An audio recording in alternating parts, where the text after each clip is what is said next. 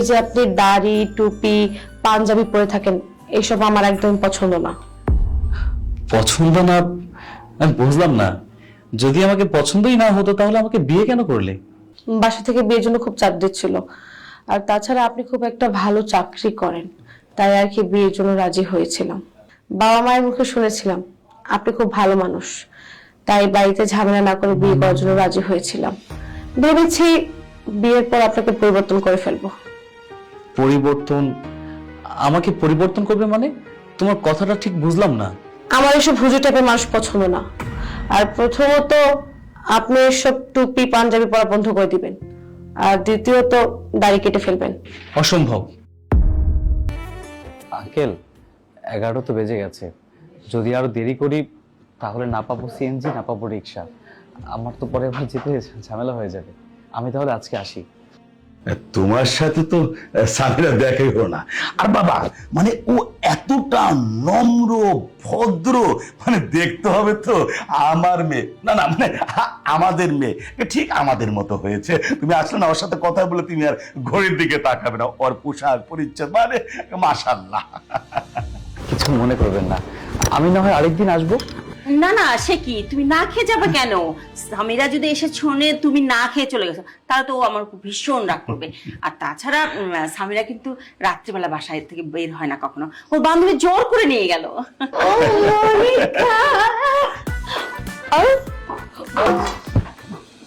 Sorry sorry, কি ব্যাপার না, তোমার ঘুমাওনি?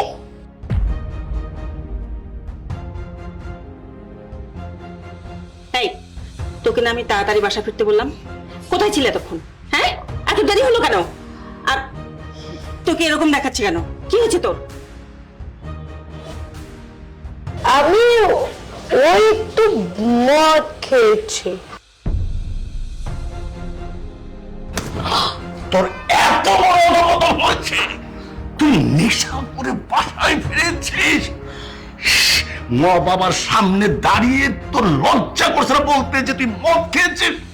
দিন দিন তোর অধপতন ঘটছে, আমাদের মান সম্মান দেখছি তোর জন্য সব নষ্ট হয়ে যাবে। বাবা, তুমি আমাকে থাপ্পড় মারলে, তুমি কিন্তু কাজটা একদম ঠিক করোনি। আহ, এত বড় মেয়ের গায়ে কেউ হাত তোলে? ছোট থেকে যদি ওর শাসন করতাম তাহলে আজকে এই দিনটা আমাদের দেখতে হতো না। শোনো, আজকের পর থেকে ওর বাড়ির বাইরে যাওয়া বন্ধ, ও বাইরে পা রাখলে পা আমি ভেঙে দিব। আঙ্কেল, আপনি শান্ত হন। আন্টি, সামিরকে নিয়ে ভিতরে যান আপনি।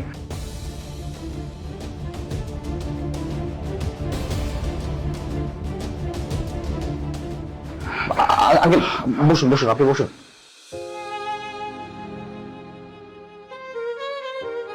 আঙ্কেল, একটা কথা বলি, আপনি কিছু মনে করবেন না। এতক্ষণ যাবত আপনারা সামিরার অনেক প্রশংসা করেছেন, আন্টি অনেক প্রশংসা করলো, কিন্তু এখন তো দেখছি তার পুরোই উল্টোটা। আমি লজ্জিত বাবা, মানে সামিরা না এমন কখনো ছিল না।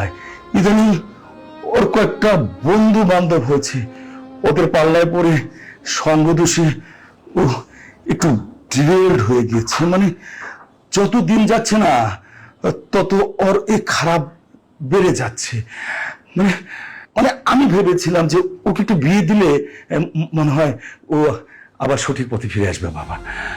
আঙ্কেল, বেয়াদবি নেবেন না। জেনে শুনে আমি সামিরাকে কেন বিয়ে করব? আর তাছাড়া আমার ইচ্ছে আমি একটা ধার্মিক মেয়ে বিয়ে করব, জীবনসঙ্গী হিসেবে আমি তাকেই চাই। এভাবে বলো না বাবা, মানে সামিরা না আসলে খারাপ মেয়ে না। মানে আমার বিশ্বাস, আমার দৃঢ় বিশ্বাস বিয়ের পর তুমি না ওকে ভালো পথে ফিরিয়ে নিয়ে আসতে পারবে বাবা। কিন্তু আঙ্কেল, বাবা কোনো কিন্তু না, আমি বাবা হয়ে তোমার কাছে হাত জোর করছি বাবা। বাবা তুমি অবোধ করো না বাবা। আঙ্কেল, ছি ছি ছি ছি, আপনি এটা কি করছেন? আপনি আমার সামনে হাত জোর কেন করছেন? বাবা মারা যাওয়ার পর আপনি আমার পুরো পরিবারটাকে আগলে রেখেছেন, আপনার কাছে এমনিতেই আমরা আগে থেকে ঋণী। আচ্ছা আঙ্কেল, যেহেতু আপনি বলেছেন আমি আর দ্বিমত করবো না। আমি সামিরাকে বিয়ে করতে রাজি। সত্যি বলছি বাবা? বাবা, তুমি সামিরাকে বিয়ে করবে? হ্যাঁ আঙ্কেল, আমি সত্যি বলছি, সামিরাকে আমি বিয়ে করব। আলহামদুলিল্লাহ। আমি না শুনে বাবা অনেক অনেক খুশি হলাম বাবা, অনেক খুশি হলাম। আঙ্কেল, অনেক দেরি হয়ে গেছে, এখন তাহলে আমি আসি। আচ্ছা বাবা, আসো। ঠিক আছে আঙ্কেল, আসসালামু আলাইকুম। ওয়ালাইকুম আসসালাম।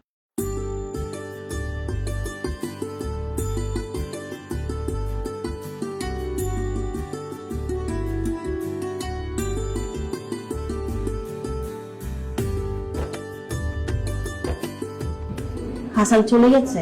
হ্যাঁ, চলে গেছে। তোমার মেয়ের এই অবস্থা দেখে নিশ্চয়ই বিয়েতে রাজি হয়নি হাসান। তোমার মেয়েকে বিয়ের জন্য প্রস্তুত করো। হাসান রাজি হয়েছে। কি বলছো? আলহামদুলিল্লাহ।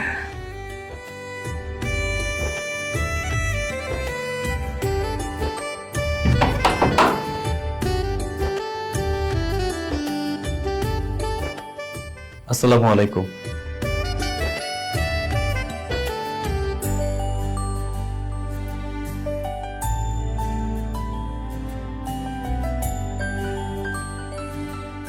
বুঝতে পেরেছি, মন খারাপ তাই না? কিন্তু যদি কেউ সালাম দেয়, সালামের জবাবটা দিতে হয়। আপনার সাথে আমার কিছু কথা বলার আছে। কি কথা বলো? এই যে আপনি দাড়ি, টুপি, পাঞ্জাবি পরে থাকেন, এইসব আমার একদম পছন্দ না। পছন্দ না? আমি বুঝলাম না। যদি আমাকে পছন্দই না হতো তাহলে আমাকে বিয়ে কেন করলে? বাসা থেকে বিয়ের জন্য খুব চাপ দিচ্ছিল, আর তাছাড়া আপনি খুব একটা ভালো চাকরি করেন, তাই আর কি বিয়ের জন্য রাজি হয়েছিলাম। বাবা মায়ের মুখে শুনেছিলাম আপনি খুব ভালো মানুষ, তাই বাড়িতে ঝামেলা না করে বিয়ে করার জন্য রাজি হয়েছিলাম। ভেবেছি বিয়ের পর আপনাকে পরিবর্তন করে ফেলবো। পরিবর্তন? আমাকে পরিবর্তন করবে মানে? তোমার কথাটা ঠিক বুঝলাম না। আমার এসব হুজুর টাইপের মানুষ পছন্দ না। আর প্রথমত আপনি এসব টুপি পাঞ্জাবি পরা বন্ধ করে দিবেন, আর দ্বিতীয়ত দাড়ি কেটে ফেলবেন। অসম্ভব। তুমি সব কি বলছো? দাড়ি কেটে ফেলবো মানে? এই দাড়ি আমার নবীর সুন্নত, এটা আমি কাটতে পারবো না। এসব সুন্নত টুন্নত আমি বুঝি না, আপনি দাড়ি কেটে ফেলবেন, আমার এসব পছন্দ না। সরি, তোমার এই কথাটা রাখা আমার পক্ষে সম্ভব না।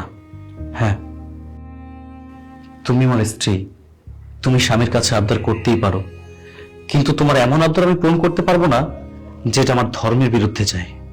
ঠিক আছে, আপনিও তাহলে এটা শুনে রাখুন, যেই পর্যন্ত নিজেকে পরিবর্তন করতে পারবেন না সেই পর্যন্ত আপনি কোনো স্বামীর অধিকার পাবেন না। এসব তুমি কি বলছো? স্বামীর অধিকার পেতে হলে আগে নিজেকে পরিবর্তন করুন, তারপর আমার কাছে আসবেন। আচ্ছা, একটা প্রশ্ন, যেদিন আপনি আমাকে দেখতে গেলেন সেদিন আমাকে মাতাল অবস্থায় দেখেছেন, তাহলে একজন হুজুর হয়ে আমাকে কেন পছন্দ করেন? নিশ্চয়ই আমার রূপ দেখে। আমি তোমার রূপ দেখে বিয়ে করেছি, এই ধারণা তোমার একদমই ভুল। তোমার বাবা ছিল আমার বাবার খুব কাছের বন্ধু। আমার বাবা মারা যাওয়ার পর তোমার বাবা আমাদেরকে অনেক উপকার করেছে। সে যখন আমাকে রিকোয়েস্ট করেছিল, তার মুখের উপরে না করতে পারিনি, তাই তোমাকে বিয়ে করেছি। যাই হোক, এখন থেকে আমরা স্বামী স্ত্রী। আমাদের উচিত একে অপরকে ভালোবাসা, একে অপরের পাশাপাশি থাকা। আপনাকে স্পর্শ করলেন কেন? আর আপনাকে না বলেছি, যে পর্যন্ত নিজেকে পরিবর্তন করতে পারবেন না ওই পর্যন্ত আমাকে ধরারও চেষ্টা করবেন না। আর হ্যাঁ, একদম ছুতে আসার চেষ্টা করবেন না।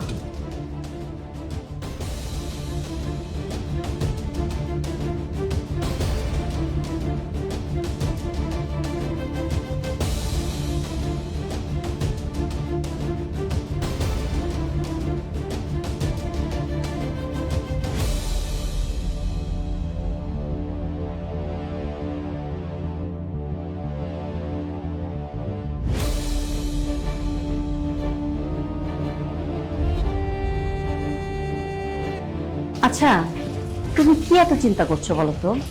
হাসানের সাথে তো সামিরার বিয়ে দিয়ে দিলাম।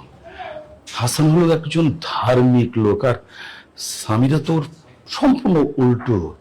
আচ্ছা, আমার মেয়ে সামিরা পারবে তো ওর সাথে তাল মিলিয়ে চলতে? সেই চিন্তা তো আমারও। হাসানের সঙ্গে বিয়ে দিয়ে আমরা ভুল করলাম না তো? আবার দেখা গেল দুজনের সাথে সারাক্ষণ ঝগড়াঝাটি লেগেই আছে।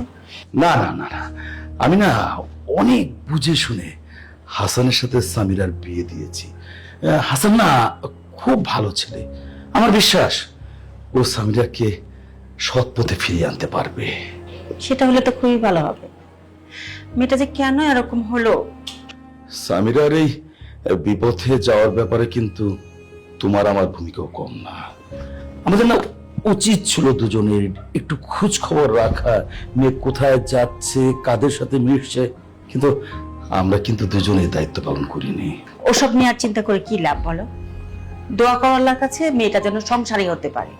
দোয়া তো করি আল্লাহ রাব্বুল আলামিন যেন আমার মেয়েটাকে হেদায়েত দান করে।